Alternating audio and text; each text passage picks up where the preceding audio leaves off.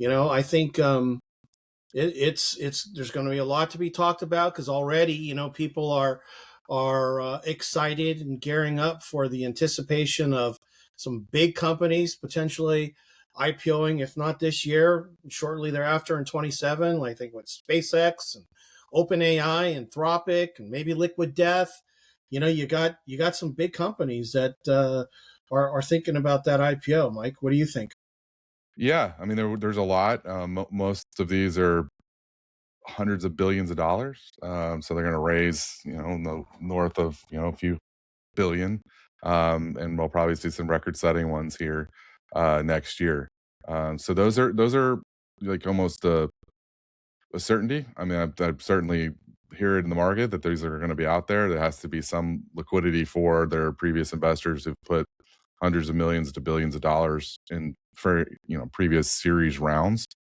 And so we're going to see some of that come out, and they'll be, public. But what I really think we should talk about is some of the smaller IPOs, ones that are targeting that sub 250 million valuation, and sort of how that looks, and where sort of advisors. I think we're going to continue to see in that, some of those smaller IPOs, because the break isn't as bad if it goes the wrong way. And I think we'll see some of that, and hopefully down the road. And really on the smaller ones, in my view, and I'd love to hear yours, Brian, is credibility certainly matters more than the growth, because these companies, while they are where they're at, will grow, and people want growth. But you have to have a credible story that people aren't, the deal's not being pulled, that the numbers aren't changing, there's no shifting. Really, when I advise these kind of companies, making sure their capital structures sound. Having multiple share classes can sometimes be confusing for folks, and so making sure that you understand that as well. Love to get your take on that, though, Brian. What are you seeing or thinking this year?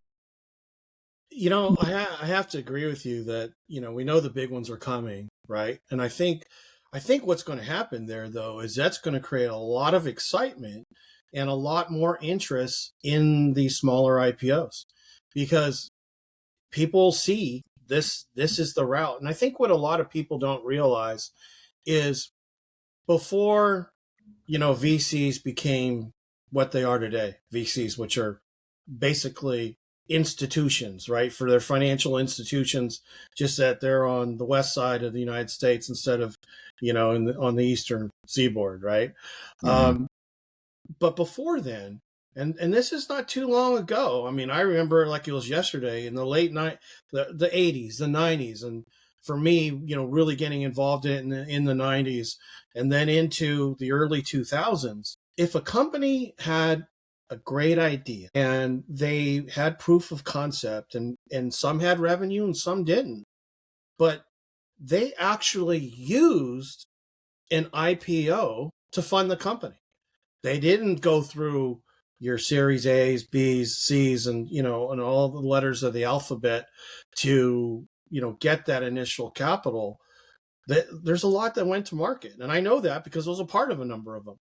And it was a way for companies that might not have had access to the right VC or the right angel investor, to go public, to raise capital and have a shot.